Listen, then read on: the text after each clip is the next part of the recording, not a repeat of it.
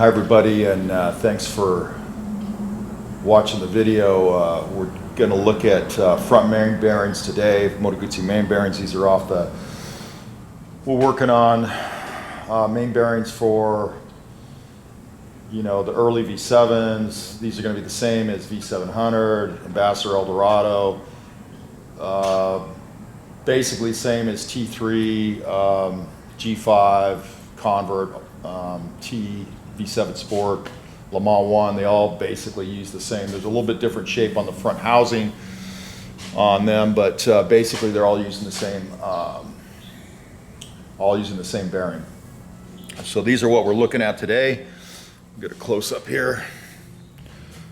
So these are the front mains. This is a done one. This is done out of bronze, 932 bronze.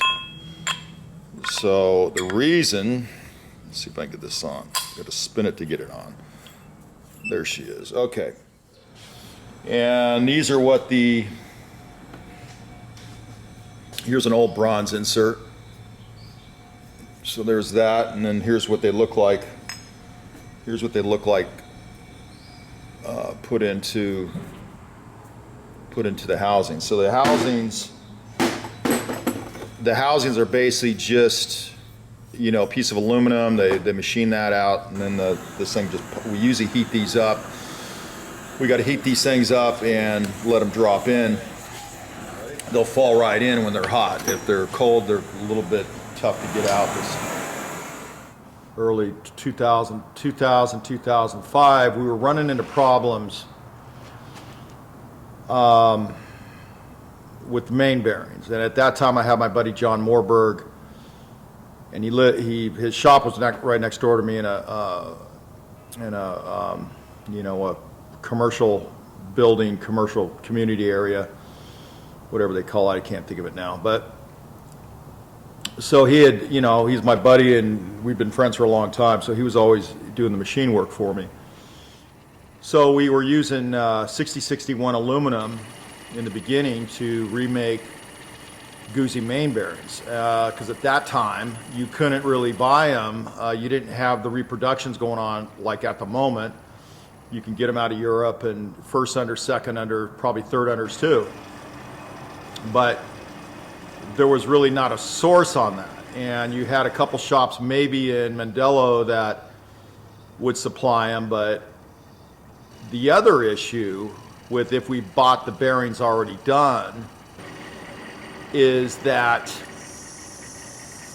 we still had to cut the crank exactly to fit that main bearing. So that was more difficult. So it's easier to get the crank cut first and do it this way. Anyway, so we started making main bearings probably 25. I've been doing that a long time, maybe close to 30 years. And we got a batch of bad 6061, and at that time my buddy John had bought some aluminum tubing. It's supposed to be 6061 T6. Moto Guzzi used a T3 alloy. It's a little bit softer. And how I came across that is that we had this bad 6061, and for a while there, almost every motor was seizing up, and the bearings were galling, either the front or the rear main. So I took some of those bearings to have a metallurgist check it up in Stanton, North Huntington Beach. I was in Huntington Beach at that time. And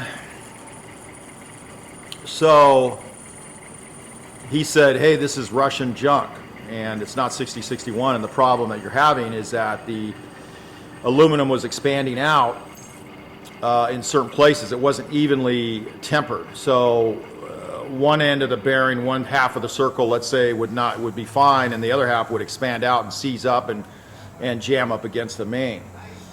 And so we got that figured out. At that point I said, you know what, let's go to something else, and I think John recommended bronze, and it's more expensive. It's probably, at that time, it's probably double the price. And I said, well, it doesn't matter, because it cost me thousands to redo a motor for free. So we started using bronze, and started getting 932 bronze. That seems to be pretty good, and that's what we've been doing probably 15 years. Now, John passed away, geez, I think about 15 years ago. And I had a couple other shops working on some mains for me, and they did okay, but there was always issues trying to get them true, because you really gotta center up on that. You know, measure that outer diameter of the housing, which is going to be like on the front is going to be this area here, and that's got to be right on. And so when I jig it up, I've got a jig to hold it, and you'll see that. But when I jig them up in there, I try to keep it within a half a thou and get that thing nice and true, and then spin it. These things get popped in. Right now, I make these about a thou and a half oversize from the aluminum. So we got to, once we heat this up to about 400 degrees, it expands up a couple 3,000ths anyways, especially these small ones. They just drop right in. And then let it cool, seize up, and then we got to drill the holes, and there's a pin that goes in on one side. On this side, there's a pin that pops in there. Here's one that's done. So you can see, I don't know, you can see the pin in there. Maybe I think I got a close-up on the other one, but anyways, there's a pin in there. I'll get a close-up for you guys. So anyways, we get these dropped in, and then from that point, which maybe we'll show you in this video, I don't know if I'm going to get to that or not. I put these on the mill, I set these up in a jig, and I got to put these little oil grooves, and these kind of help retain, these little lines, these little grooves here help retain oil for the front of the crankshaft, so it helps to keep it lubricated, keep some oil up there. So I've got a bunch of blanks done, so you guys are probably watching that video now. Here's all the blanks. I did mess up on one. I got one cut undersized, so I'll probably not use it, but it's too undersized. It's probably going to slip, and I don't want to do that. So anyways, you know, these are the rough blanks. We get those popped in, and then from that point, we'll put the grooves on and then set them up in the jig. And cut the mains, and I'll measure the front of the crankshaft and try to get about a thou over, and that can be difficult. Now, I've been messing around with the what are the David Brown reamers, and they seem to be okay, but I don't know that I'm almost just going to go back to a straight boring bar and go real slow or real smooth pass, and I think I almost get a quicker result, I think, and a better result with that, and that way everything stays true in there. I think with the reamer, sometimes it may get a little heavier on one side than the other, and you know, because I'm dealing in half a thou increments, and I can't, you know, I got it. They got to be tight and true, and there's a lot of things that happen. So when these things go into the case, so we'll heat the case. The front's usually going pretty easy. We don't have to do much to them, but you don't want them too loose, because the problem is if you shave this down, you don't ever really want to touch this surface, because you want it tight, because the oil pressure, if you have a gap here, it's going to spray oil out, and it's not going to get to the bearings. So you want this surface area here nice and tight against the case, so the oil pumps up through the hole, because it's got to go up through here, and then it goes up to the camshaft. And if you got a gap here, you're gonna lose oil pressure, and you're gonna have all kinds of problems. So anyways, what we got to do is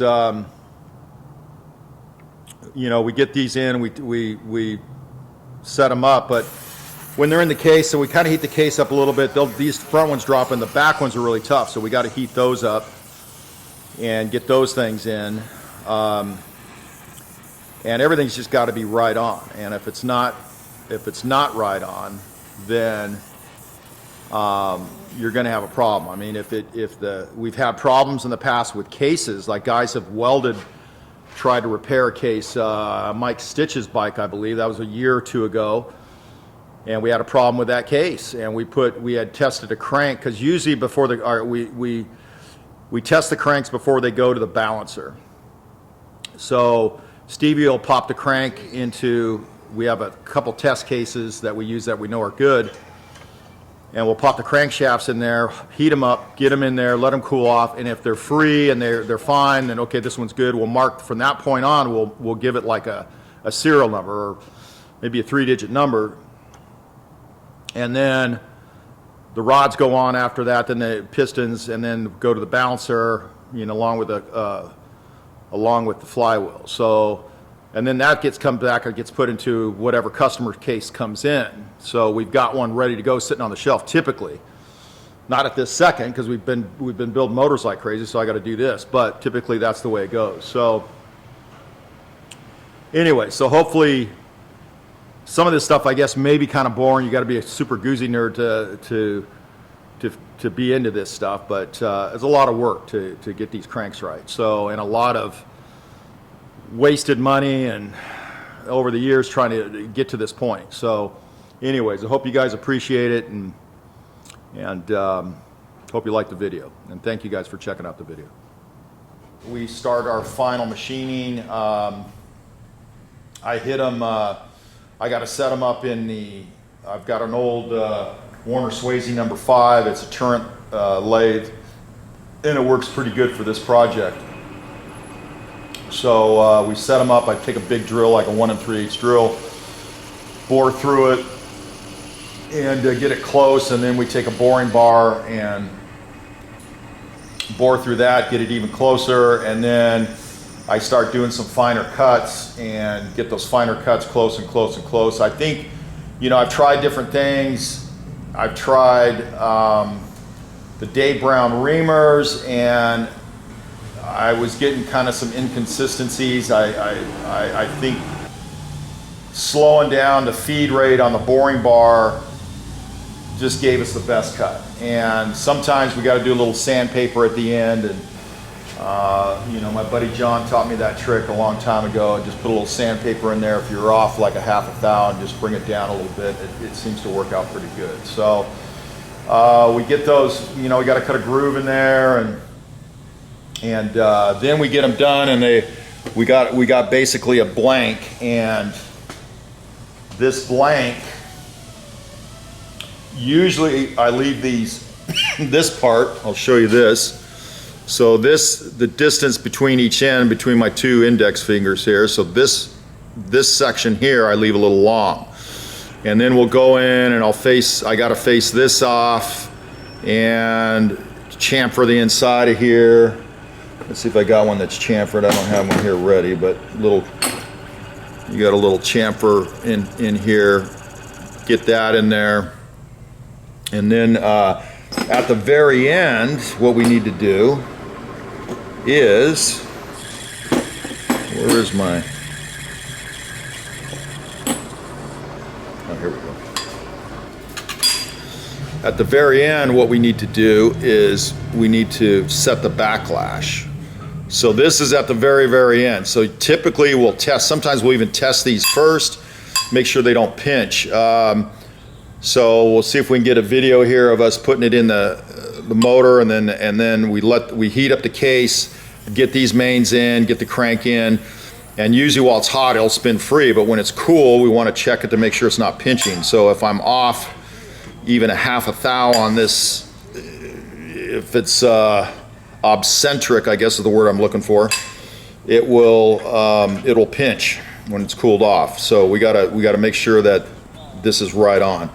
And then we got to check the backlash. I want about a thou or 2 backlash on this thing when we put everything together. We'll check that too. So it's a lot of work getting main bearings together. So anyways, we'll get these things wrapped up, and hopefully you guys like this kind of stuff, this video, and yeah, thanks for checking out the video. We appreciate you guys. I mean, this is really for total Guzzi nerds. I don't know how many, maybe some machinists out there might find this interesting, but a lot of this stuff I had to learn on my own. My buddy John Morberg, he passed away about 15 years ago. So I had some other machinists helping me out, but then that got too complicated, and so it's time that I just have to step up and learn how to do some of this machine work. So very slowly, I'm a slow learner. So anyways, hope you guys liked the video. like and subscribe, all that good stuff. I don't know, it helps us out with Google and YouTube. And thanks again. I appreciate you guys watching the video, and have a great day. Thanks a lot. Bye-bye.